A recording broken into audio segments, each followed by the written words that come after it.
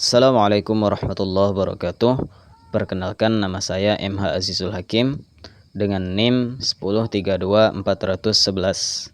Di video kali ini saya akan menjawab pertanyaan UAS yang telah diberikan oleh Ibu Ulfa Husnah selaku dosen pengampu di mata kuliah Islam dan Peradaban Melayu. Baik, kita masuk ke pertanyaan pertama. Bagaimana pengaruh Islam terhadap kebudayaan Melayu? Islam telah menjadi bagian yang tak terpisahkan dari identitas budaya Melayu. Islam telah membentuk nilai-nilai, tradisi, dan cara hidup masyarakat Melayu. Beberapa pengaruh Islam dalam kebudayaan Melayu, diantaranya yang pertama, agama dan kepercayaan. Islam telah menjadi agama mayoritas dan memengaruhi seluruh aspek kehidupan, dari ibadah hingga nilai-nilai moral. Yang kedua, bahasa dan sastra. Banyak kosakata Arab yang masuk ke dalam bahasa Melayu. Selain itu, karya sastra Melayu banyak yang mengangkat tema-tema Islami. Yang ketiga, seni dan arsitektur. Pertanyaan selanjutnya, contoh perubahan yang dibawa oleh Islam terhadap arsitektur Melayu. Yang pertama, perubahan bentuk atap. Sebelum masuknya Islam, bentuk atap pada bangunan-bangunan Melayu cenderung memiliki bentuk yang bertingkat-tingkat dan banyak lekukan. Setelah masuknya Islam, bentuk atap mulai dipengaruhi oleh arsitektur Timur Tengah, seperti bentuk kubah dan bentuk lengkung. Yang kedua, penggunaan ornamen Islam.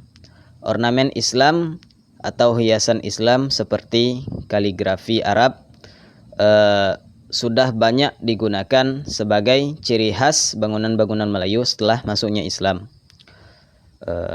Pertanyaan yang ketiga, maksud dari pepatah adat bersendi syarak, syarak bersendi kitabullah. Maksudnya adalah adat harus didasarkan pada syariat Islam, dan syariat Islam itu sendiri didasarkan pada Al-Quran. Pepatah ini juga menekankan pentingnya untuk menjaga keseimbangan antara adat istiadat dan agama. Pertanyaan berikutnya, sejarah dan dinamika masuknya Islam ke Myanmar. Islam pertama kali masuk ke Myanmar sekitar tahun 1055 Masehi melalui para pedagang Arab yang berdagang di wilayah-wilayah pesisir Myanmar. Kemudian mereka bertemu dengan penduduk lokal yang ramah.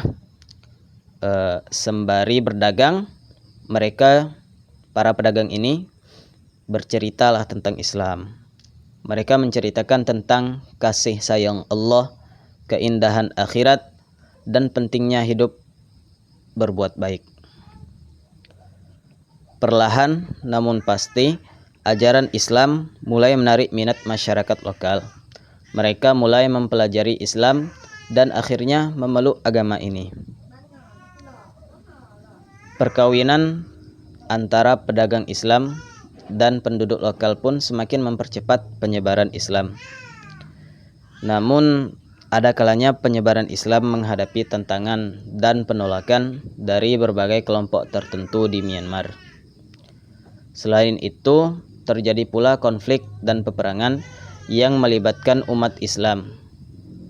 Meskipun demikian, Islam terus berkembang. Banyak masjid-masjid mulai didirikan, pusat-pusat pembelajaran agama, dan komunitas Muslim semakin besar. Hingga kini, Islam tetap menjadi salah satu agama mayoritas di Myanmar. Kemudian pertanyaan terakhir, sejarah masuknya Islam ke Jambi. Para pedagang datang dari berbagai negeri. Singgahlah mereka di pelabuhan Jambi. Di antara pedagang itu ada seorang pedagang dari Turki yang bernama Ahmad Salim, yang kemudian dikenal dengan gelar Datuk Paduka Berhalo. Ia adalah seorang penyebar Islam yang karismatik. Dengan tutur kata yang lembut, dengan sikap yang ramah, ia berhasil memikat hati masyarakat Jambi. Pertemuannya dengan putri selaras Pinang Masa, yaitu seorang putri kerajaan yang cantik jelita, semakin mempererat hubungan antara Islam dan masyarakat Jambi. Pernikahan mereka menjadi tonggak sejarah penting, menandai dimulai proses Islamisasi di Jambi. Setelah pernikahan ini, putri selaras Pinang Masa memeluk Islam dan mendukung suaminya dalam menyebarkan agama Islam di Jambi. Kemudian keduanya dikaruniai 4 orang anak. Salah satu anak tersebut diberi nama Orang Kayo Hitam. Orang Kayo Hitam ini tumbuh menjadi seorang pemimpin yang bijaksana. Selain itu, ia juga tegas. Ia melanjutkan perjuangan ayahnya dalam menyebarkan Islam di Jambi.